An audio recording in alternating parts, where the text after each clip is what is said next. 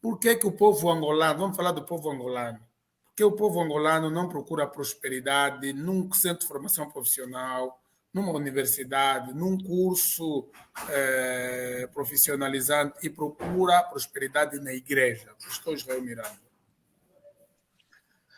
Pastor, quando eu olho, primeiro aqui parabenizar o pastor Emanuel, excelentíssimo, muito bom, bom demais. E a gente deveria fazer recortes dessa fala do pastor e invadir as redes sociais com alguns cortes dessa fala para que chegue às pessoas, porque é um retrato fiel da nossa realidade. E aqui, como pentecostais e como um pesquisador do pentecostalismo, eu acho, e essa é uma preocupação que eu tenho, então eu penso que foi brilhante, maravilhoso. Com relação a porquê dessa procura prosperidade para a igreja e não pelo instituto, pelo um seminário, pela faculdade, ou por um curso, eu acho que é o caminho da facilidade. Nós queremos o quê? Aquilo que é fácil. O ser humano tende a encontrar facilidades.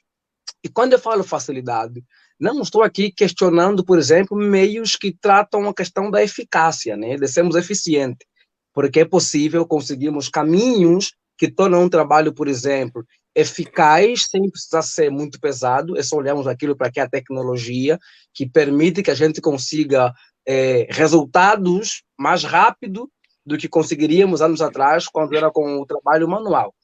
Mas a facilidade que eu falo aqui é muito mais fácil eu doar 1.000 kwanzas ou 10.000 kwanzas, e então de oferta semear 10.000 kwanzas e colher 100.000, do que eu ralar o mês todo para conseguir um salário, talvez de 20, 30, 40 mil kwanzas, 100.000 kwanzas. Então, é essa facilidade. A igreja promete isso. Se você semear 10.000 kwanzas, você vai colher 10 vezes mais. Então, eu faço um cálculo. Se eu dar 10.000 kwanzas e vou colher 100.000 kwanzas, opa, então o que eu faço? Eu dou 100.000 kwanzas, semeio aqui e depois eu vou colher daqui a pouco. Se eu vou para a igreja e no contexto da igreja, basta eu confiar no profeta e Deus vai me abençoar, então o que é que eu faço? Eu faço um trabalho ali, por exemplo, de cegueira, que é muito mais fácil. Lamber a bota do meu líder, do meu reverendo, do meu profeta, e daqui a pouco ele coloca a mão sobre mim, se ele me colocou a mão, eu estou abençoado. Então, é um discurso que aponta para o quê? Para facilidade, que vai na contramão da escritura, que diz o quê? Do suor do teu rosto comerá o seu pão. Só que é muito melhor ser abençoado facilmente do que, por exemplo, pensar que Deus abençoa através do trabalho. E o trabalho exige o quê? Exige suor, exige dedicação e exige estudar. Estudar significa que eu vou ter que sentar na minha casa, eu vou ter que pegar um livro, eu vou ter que parar, deixar de fazer uma série de coisas para me dedicar a estudar. E, além disso, eu vou ter que pagar para estudar. Então, entre o tempo que eu paro para estudar, me dedicar ao curso, ainda depois eu tenho que pagar aquilo, e depois o resultado vai ser ganhar 100.000, 200.000, 1 milhão de kwanzas. Quando eu posso só ir na igreja fazer uma campanha de 10 dias, de 7 dias, de 15 dias, e vou conseguir o mesmo resultado? Vamos ser sinceros. O caminho é muito mais atrativo, o caminho da facilidade. Então, e o nosso contexto, que é um contexto de quê? De pobreza. Pobreza não apenas financeira, é também pobreza mesmo educacional. É também pobreza mesmo cerebral, é pobreza em vários sentidos possíveis. Então, o que vai acontecer? Se eu me encontro numa situação complexa, eu preferi o quê? Um caminho mais fácil. Então, o nosso contexto social também influencia muito nisso. E ali entra um outro ponto. Qual é o ponto? Enquanto africanos, além do contexto social de pobreza, que também influencia nisso, tem um contexto religioso que é espiritual. O contexto africano é um contexto que até mesmo não crente, ela acredita no sobrenatural. Ela acredita que tem alguma coisa no além.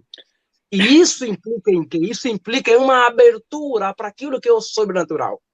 E essa abertura ao sobrenatural, ao mesmo tempo que ela é positiva, tem um ponto negativo. Qual? É uma abertura sem um discernimento.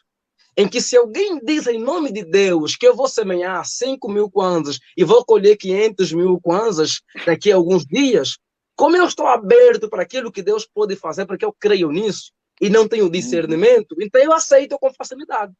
Então, a falta de bom fundamento bíblico, de instrução bíblica, leva as pessoas a não terem o quê? Um discernimento para poder analisar, julgar, questionar aquilo que está sendo propagado, que está sendo comunicado. Por quê? Porque não tem um bom fundamento, não tem uma boa base. Então, a abertura para Deus sem o discernimento acaba sendo um dos problemas também do nosso contexto, que faz com que muitos queiram que a prosperidade prometida pelos profetas, pelos pastores, e não pelo caminho bíblico do trabalho, da dedicação com a excelência, de administrar o tempo, de investir num curso. Por quê? Porque ele é alguém aberto para o que Deus pode fazer, mas não tem um discernimento. E por que não tem um discernimento? Porque a igreja em si não investe nos membros, né? E aqui é um ponto. Nosso contexto ainda é muito comum não perceber que a igreja cresce enquanto as pessoas crescem. Não entenda crescer como encher a igreja. Estou falando de crescimento de guerra saudável. Se nós queremos que uma igreja cresça saudavelmente, as pessoas têm que crescer.